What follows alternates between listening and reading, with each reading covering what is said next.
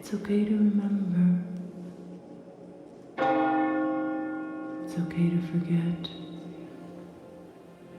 Well, a story from Winnipeg about creativity inspired by the experience of First Nations people.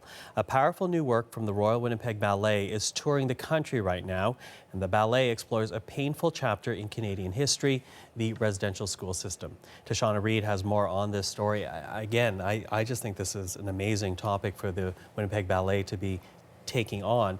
How did this all come about? Well, Michael, this is actually the second time that they have done something that focuses on an Indigenous, let's say, topic. Now, Going Home Star is about the residential school system and, of course, a dark chapter in Canadian history, but it is based on the real stories of survivors of the residential school system. We heard a lot of those stories that came out of the commission and hearings, of course, about the long-term suffering of some of these Aboriginal families and children who endured it. Now, the focus on this particular production is around two Aboriginal characters, Annie and Gordon, who are dealing with the same pain and, of course, memories of their childhood experiences.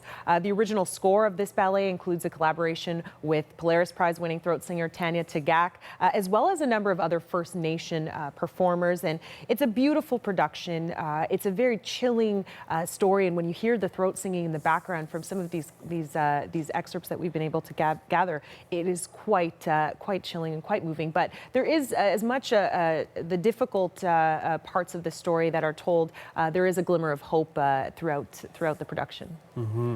And obviously the ballet is hoping to make some impact with this, taking it across the country. Yes. This is in part sponsored by the Truth and Reconciliation Committee, and it isn't just a First Nation story. They want it to be known that this is very much a Canadian story. They hope that this will help educate Canadians about what happened. And, a lot of people, say that, this is a story that we haven't paid too much attention to, but even people from, Aboriginal background, they say that they also were learning a lot about their history.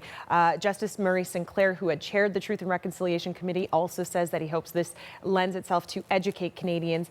Giller Prize-winning Canadian Joseph Boyden also wrote the story. We had a chance to speak with him about why a production like this is so important for Canadians and for the future in terms of healing. And here's a bit more about what he had to say.